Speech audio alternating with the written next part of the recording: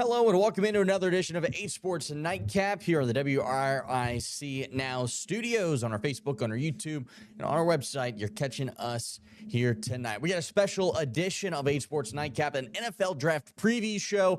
I was joined by draft hopeful Antwon Juice Wells of Ole Miss. We had a great conversation. We'll get with him later. Thanks so much to him again for sitting down and chatting with us. But first, I kind of want to get into maybe all the different guys from around the Richmond area that could hear their name called this upcoming weekend. I guess the draft begins on Thursday night, right here on WRIC ABC. Continues on Friday, and then it wraps up on Saturday, and that's probably when we're going to see most of, the Virginia Tech, the UVA guys get their name called. But there are some other guys that are, draft hopeful for the first round. A guy like Tyler Warren, ever heard of him? The tight end from Atlee High School, who this past year was the Mackey Award winner. He's hoping to hear his name called in the first round, and that's where we're going to start tonight with, because of the fact that he's a guy that is expecting to hear his name called on the first night. I mean, I've seen projections as high as 5 for 5th. For Tyler Warren, finished 7th in the Heisman voting this past season, had an incredible year, finished 3rd team all Big Ten when he was younger. He was a 2nd team All-American this past year, though, and he had 104 receptions, 1,200 receiving yards, 8 touchdowns. I mean, the guy did it all. He had throwing touchdowns, rushing touchdowns. I mean, he went viral a couple of times for some of the plays he had over the year. And his NFL draft comparison, as terms of an old player, Jeremy Shockey. How about that name for you? And I kind of see it a little bit. Jeremy Shockey, obviously an incredible player at the NFL level, a fan favorite, and I can see Tyler Warren kind of having, those similar vibes about him. He's expected to go in the first round. Another guy that's hoping to hear his name called on night 1, this guy right here, Travion Henderson. Don't have any highlights of him, but here he is talking at the NFL scouting combine earlier this year. Travion Henderson from Hopewell. When he was drafted, or rather recruited out of Hopewell, he was the #1 running back in the country nationally, and then spent 5 years at Ohio State, put his time in. As a freshman, he was one of the best freshmen in, all of college football. At the time, he managed to rack up over 1,000 yards as a freshman, and then he kind of dealt with some injuries here and there, had a rib injury at one point, had a foot injury at another point. This past season, he would finish up sharing a 1,000-yard rushing season with Quinshon Judkins that had transferred in from Ole Miss. And you would think a guy that's been the guy for 4 years wouldn't want to transfer to come in and share reps with him. But he was okay with it. He talked about it. Excuse me, my allergies. He talked about it, before the national championship game, that he just wanted to win, right? He wanted to be a part of a program that was going to win a national title. And if that meant bringing in a 1-2 punch, he was fine with it. His draft projections kind of have him as a 2nd rounder. He could possibly go in the 1st round as well. But his comparison, Aaron Jones, right, from the Green Bay Packers, and I kind of see it. I think he's 5'11", and he had really good numbers at the combine. I think a lot of teams are excited about this guy, especially with the NFL kind of going committee back. I think most teams want to have 3 guys that they can use at any moment and not have any fall off. And I think a guy like Travion Henderson fits that, perfectly. This past season had 1,016 yards, 10 touchdowns, all while sharing reps. So he's a guy that could hear his name night 1, but it's more likely that he goes in the 2nd or 3rd round. I could see him going top 2nd, especially for a team that wants somebody that can kind of give you a spark. And that's what we saw from Travion Henderson with Ohio State, in those college football playoff games. He was a big reason that Ohio State was able to go on the run that they did go on and then have all of that success. Turning our attention now to 2 other guys that are hoping to get their name called at the NFL draft this week. This guy right here, we have all of his highlights from when he was at South Carolina, because he kind of had a little more production when he was with Shane Beamer and the Gamecocks. Of course, we're talking about Antwon Juice Wells, the former Highland Springs Springer, played for Lauren Johnson, won 2 state championships. We'll get into that a little more with Mr. Juice Wells here in a moment. But he started his career at Highland Springs. Then he went to Fork Union for a year before then getting recruited by JMU and playing for the Dukes when they were still at the FCS level, and then made the shift to go join Shane Beamer at South Carolina, where he played with Xavier Leggett. Well, when he played with Spencer Rattler, he had a lot of talent around him and saw a lot of talent. In 2022, he was a first-team All-SEC member. I mean, he probably could have left for the draft then and could have guaranteed up a draft spot. But the next year, he has an injury which set him back. Only played in about half of the games for the Gamecocks in 2023. And then he thought it was time. All the guys that he had came in with, they had already left. So he kind of wanted a fresh start. And what better way to get a fresh start than by going down to Oxford, Mississippi and joining Lane Kiffin at Ole Miss in that offense. And he found a lot of success at Ole Miss as well, scored 6 touchdowns and had a very productive year. And what's interesting about Mr. Juice Wells here, he was invited to the Combine, had some pretty good Combine numbers. I think he would have liked them to be a little better, but he still kind of turned some head. He's expected to go either in the 7th round or be one of those free agents that, can make a little money. And some points when you're looking at the 7th round, it's so much better to be an undrafted free agent and then sign somewhere for more money than if you were to get drafted and go to where you get drafted from instead of kind of having your pick of the litter, right? We'd rather go play for Tua and the Dolphins than another team that struggled this past year. The Browns, situation that they got going on with Joe Flacco, for example, is why maybe you would want to be an undrafted free agent instead of being drafted in the 7th round. Maybe you get a little more cash, and you kind of get to decide where your future lands for you. So if he doesn't get drafted, I don't think he's going to be that upset about it, but he did tell me that he very much so would like to see his name scroll across the screen. And now we're going to send things over to that interview with former Highland Springs Springers Antwon Juice Wells. All right, welcome in now, Antwon Juice Wells from Ole Miss, a wide receiver who's kind of jumped around a couple of different colleges, and he's preparing for the NFL draft. Spent this past season at Ole Miss, where he racked up 6 touchdowns, was honorable mention All-SEC. Before that, spent some time at South Carolina, and then James Madison, and of course, for all of us here in the 804, spent some time with Lauren Johnson over at Highland Springs. Juice, how's the offseason been? How's prep going, and how excited are you to figure out where you're gonna spend the next couple of years? Yeah, man, the offseason been great, man. Just putting in a lot of work, meeting with a lot of teams, letting them know I can play and just talking ball with a lot of teams. And it's just been a lot of work being put in, and I'm excited, man. I'm excited to see, what God has in store for me in my next step in life, man. It's gonna be amazing to get drafted and actually just go through that thing with my family. It seems like all the hard work's starting to be paid off, man. And you know, are you nervous? Are you excited? I know that you've put so much time and effort into this thing, and then the week is here. By the end of the week, you'll find out at least where you'll be for this summer. I'm not nervous. It's more so excited and eager to just get ready to go in and get to work. I feel like I put in a lot of work.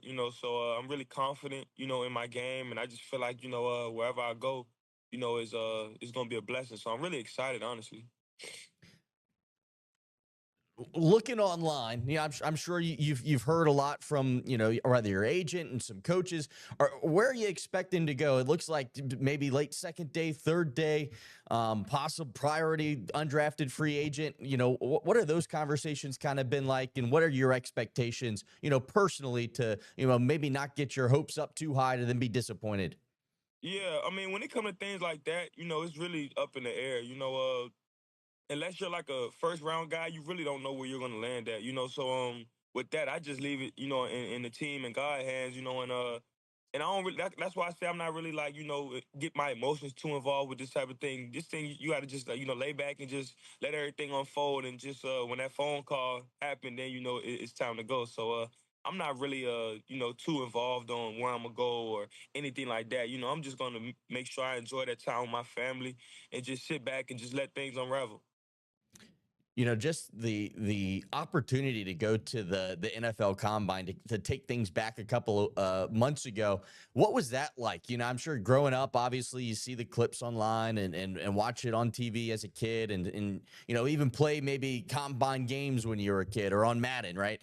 Yeah. To get that in out to Indy and experience that. How was that? And then how do you think you did? How were you happy or upset with how you performed? Yeah, so for one, man, I was just blessed to get that opportunity, man. And it's like a surreal feeling, bro, because it's like you out there, you doing the drills, and then like in the middle of nowhere, you like, dang, like I'm really in the NFL combine right now. Like it really doesn't feel like it because you just out there doing what you do. But like when you look around, you see everybody got the same type of like shirt on and the new era stuff. It was just crazy, man. But it was also fun just to get around a lot of new people that you never really, met, but you seen like their highlights and you seen them playing and stuff like that. So it was cool to just go out there and network and meet a lot of different people. And then just balling in front of the coaches was also cool too. But it's definitely like when you first go out there, like, oh snap, like all right, we really ready, we really in Indy, and I feel like I did really good, man. I feel like I ran clean routes. I feel like I caught every ball clean. And I just feel like I went out there and showed them what I can do. So it was definitely a great opportunity and great and really, really kind of nerve wracking. But then once you get out there and get to going, it was cool. Were you out there by yourself? Did you have some old teammates there that you could kind of get locked up with to make it feel like you weren't so? I feel like I would just feel like a lost out there with not knowing anybody or even a coach out there. Yeah, so me and Jordan Watkins was in the same group, so he was like right in front of me. So he was talking to me like, "Hey, let's go, man!" Like we was all just going back and forth. I remember one time I ran like a deep corner, and like he like before I caught the ball, he like, "Let's go, dude." I'm like, "Bro, don't be doing that, bro. Like, don't be yelling right before I catch the ball. I need to be locked in, bro." But he was just just rooting for me and stuff like that. But it was cool, definitely cool having somebody like that was on your team right there with you, so we could talk through things while before we run our route or before we do something. So it was definitely pretty cool to have that. To kind of talk about your team and whatnot. You're kind of one of the first products of the transfer portal and really using it to your advantage. A guy that stayed in state right out of high school and went to JMU for a couple of seasons. Were able to get kind of the call up right to South Carolina, Mhm. playing with Coach Beamer, and then to transition to go down to play for Lane Kiffin at Ole Miss. I mean, what was that experience like? Even for you trying to figure out how the portal worked. I mean, I think a lot of fans and stuff are still trying to figure out how this whole thing works. As a player, it's new. It's not like you could talk to a guy that played 4 years before you to get their experience of what it was like dealing with that. So you were kind of on the forefront of trying to figure out how the portal worked and being re-recruited after high school. What was that experience like? And then what was kind of your decision to spend that last season in Oxford? Okay, so for one, I think it all just, reverts back to having a great support system. Coach Lauren Johnson, that was like, my mentor at the time, that's my head coach. So when I was like coming out of high school, he made sure he did a good job of, like introducing me to Fork Union and going to Fork Union and helping me there and stuff like that. So then once I went to, JMU, I had like a teammate there. It was Mike Green that I went to high school with also. So it was kind of good having him there. But once I got out of that area and I left JMU, I love JMU to death, man. I will always cherish those moments, man. It was like, like my first time actually, just really going out there and balling and everybody could come see me, my family. Like, them are the moments that I'm gonna always cherish forever, bro. But after I left there, like it was nothing against JMU. It was just like, man, like I know I deserve to be, on a higher level of football. So I was Oh yeah, like, man, let absolutely. me go ahead and just, just take this chance and just jump in the portal. Cause, my biggest thing was like, okay, like I'm dominating at one level, but am I getting better as a player? Like am I gonna get better continuing to just, beat guys in the FCS, or if I want to take a chance to go to the FCS and play against better comp and get better. So when I left that was the reason, and Coach Lauren Johnson was like my biggest help at that moment. Like I remember one day, like I sat at his house for like a couple hours. Him, his wife, and his sons was all right there. I had just entered the portal, and me and Coach Johnson was just talking for like hours. And he just called teams for me. He called like North Carolina, Michigan State. He just helped me out through this whole process. So then once South Carolina got involved, Coach Beamer played at Virginia Tech under Coach Beamer, Yeah. under Coach Beamer's dad. So once they made that call, it's kind of like, I gotta go there because like Coach Johnson took care of me. I know for sure if Coach Johnson saying this would be a good move and he played under him, I know Coach Beamer would take care of me. And Coach Beamer did. Coach Beamer did a great job, coaching me and helping bring the best out of me and stuff like that. So during that process, I say like it just leaned back on having a great support system. And once I was at South Carolina, it was very fun. Like, that was probably one of like that's a strong two under JMU. JMU just the number one just because Yeah. like it was just like amazing. But South Carolina was so much fun also, man. Like, the friends I got to meet there, all the competition there was amazing. And just the reason I left, it was just like it was just I felt like my time there was up. I met with a lot of the guys and stuff like that, and a lot of the players I was with was leaving. You got like Legette's and Spencer's, all the guys that I played with was leaving. So I just wanted to go in and just give it one more shot and just see what the guy did. I ended up at Ole Miss, to play with Coach Kiffin and his wonderful staff, and I think that elevated my game also just from a mental standpoint. Just learning different like concepts and different plays and all that type of stuff. So it was amazing, man. I feel like all this to say everything that I've been through so far definitely helped me in my game more because I can do a lot more. I can play in a lot of different offices. I can play in a lot of different roles. So it was definitely fun, man. You mentioned playing with Xavier Legette. Obviously, he's been able to find some success at the NFL level. I think maybe you moving to the SEC, you were able to kind of make some connections and some friends and have some teammates that have gone through this process that you're going through, over the past couple of months and this week. Have you leaned on them? Have you reached out to any of the guys that are in the league and to try to get some advice on maybe where you should train or what agent to use or what to expect? Preparing for the draft this week. Yeah, for sure. Legette is a guy I call all the time, man. We always call and chop it up. Jalen Brooks from South Carolina also. And then a lot of the guys at Ole Miss I talk to a lot because we all going through the same thing. So we all just call each other and see how we doing and stuff like that. But I definitely call Legette and Jalen Brooks a lot, just to get some feedback on, what should I be expecting my first couple years or my first year and what's some things I should, be aware of and what's some things I should try to avoid also. And you're able to understand Xavier Legette. Oh yeah, for sure, for sure. Like when I first got down there, it was crazy. I remember Legette had took me to Mullins one time, and he showed me like all his horses and where he grew up at and all type of stuff, man. So Legette a good dude, man. I love Legette, man. That's my dog. Yeah, he's had a big offseason. I feel like he's been on my phone nonstop with all his clips that he's done. Yeah, But man, that's crazy, man. yeah, really. You mentioned Lauren Johnson. You won 2 state titles over at Highland Springs, and it's been a while since you've from Fort Union, and then you've kind of been all over the place. Have you still been able to see the support that the 804 has shown you during this career at multiple different stops?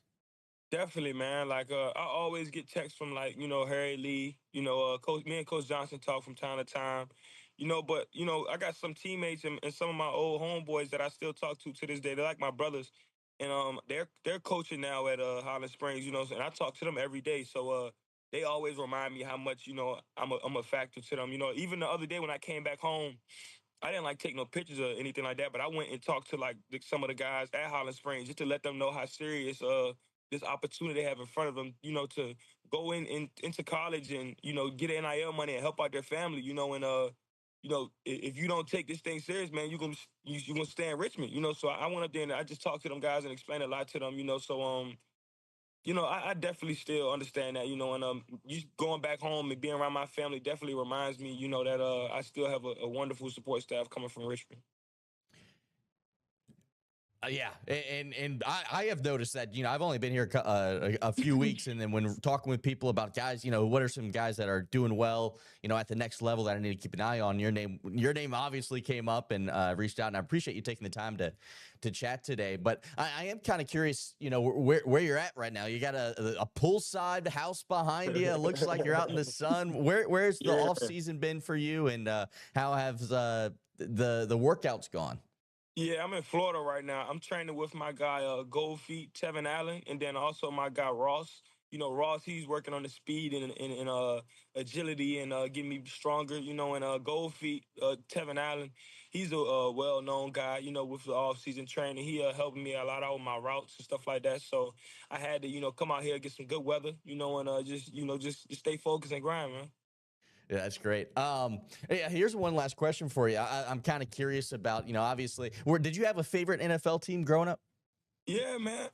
I used to like Green Bay Packers, man. So now that you've gotten like closer to the the product of NFL, do you find yourself, kind of viewing it in a different light. It'd kind of be weird to go to, Minnesota, right? The team Yeah. that you used to pull against, and now you're closer to it. Do you see all of the news and stuff different than maybe even you did 2 years ago?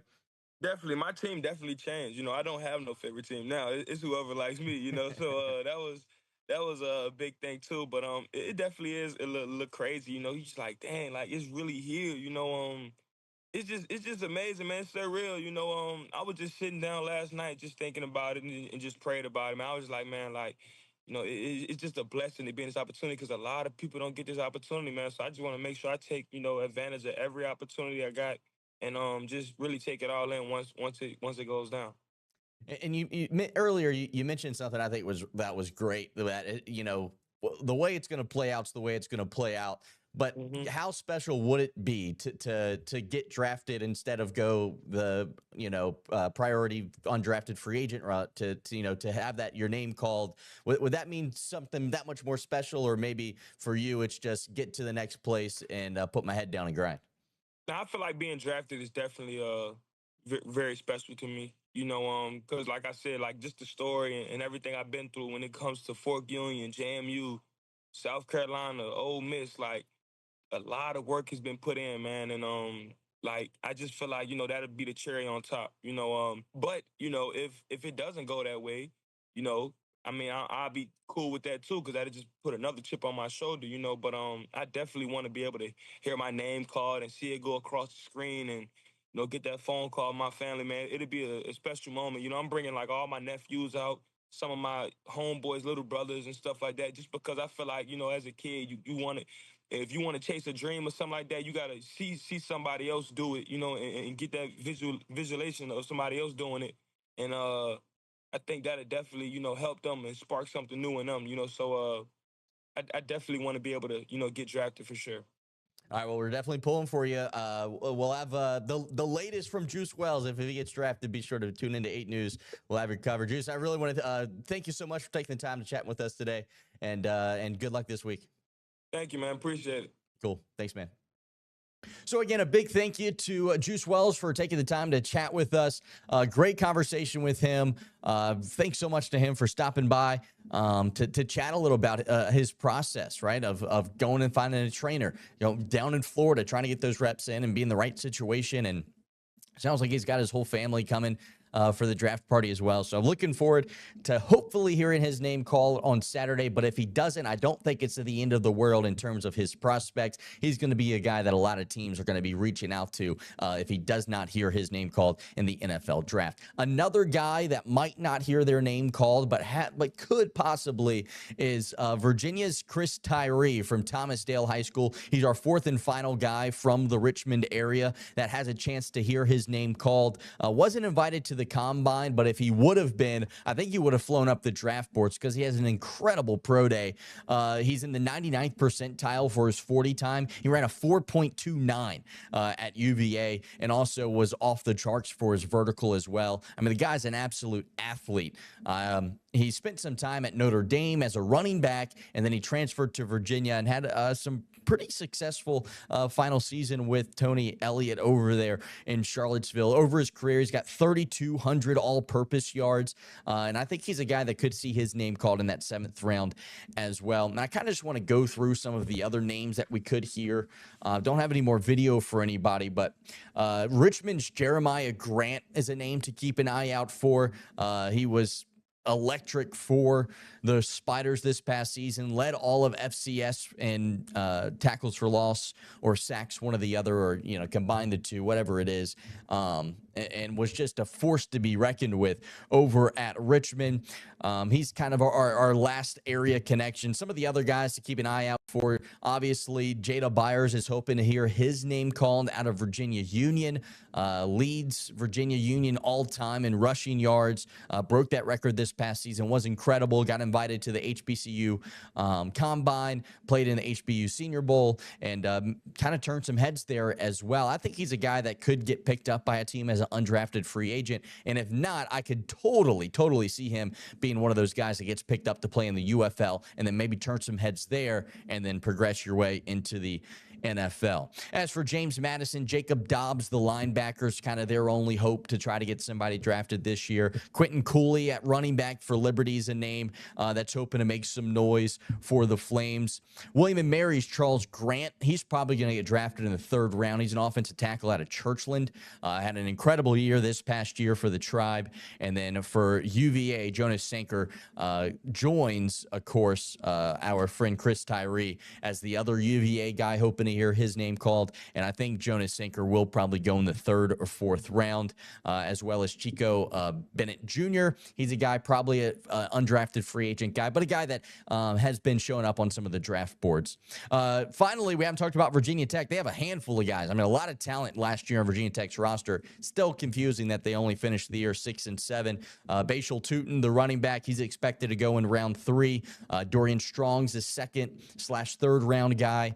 At defensive back, as well as Daquan Felton. He's a late-round guy. Jalen Lane at wide receivers, probably going in the 4th round or so. And Enos Peoples, the defensive tackle, 5th or 6th round. And then Antwon Powell-Ryland, probably the steal of the draft in my mind. I mean, he was incredible this past season for Virginia Tech. Was up there for leading all of FBS football in sacks, but for whatever reason, these draft boards have him as a 5th or 6th round. I think whoever gets him is going to be happy with the production they get from Antwon Powell-Ryland. Of course, the Miami transfer into Virginia Tech had 2 incredible years with the Hokies. A couple other names that could get signed as undrafted free agents out of Blacksburg are Connor Slee, the backup quarterback, came in in relief for Kyron Drones and had some success, and he also had some success when he was at UCLA. And then, of course, Allie Jennings, the Old Dominion transfer, he's a guy that might get picked up for a mini camp or 2 as an undrafted free agent. But to say the least, the NFL draft is here. It's kind of snuck up on us between the NHL playoffs and the NBA playoffs. But yeah, it all starts on Thursday night right here at 8 o'clock on WRIC ABC. You're not going to want to miss it. Friday coverage continues, and then it wraps up on Saturday. So looking forward to our area guys, hoping to hear their names called. Tyler Warren, we should hear his name called night 1, and then he's, of course, from Atlee High School. Trayvon Henderson out of Hopewell, probably a night 2 possibility. He could go night 1. And then Antwon Juice Wells out of Highland Springs, who took the time to chat with us today. He's looking like a 7th round guy, or one of those guys that is probably going to make a 53-man roster as an undrafted free agent. And then Chris Tyree, the speedster out of UVA, who went to Thomasdale High School, ran that 4.2940. Could be a guy that's probably going to get picked up by a team this offseason. So a big good luck to all of our area athletes out there competing. And as for you UVA and Virginia Tech fans, I think you'll have some news. I don't think it's going to be a situation where nobody's getting anybody drafted. There's some talent that was on both UVA and Virginia Tech's roster, and they could make some noise at the NFL draft. But that's going to wrap up this edition of 8 Sports Nightcap. Be sure to tune into the draft tomorrow night at 8 o'clock on ABC 8. Good night, everybody.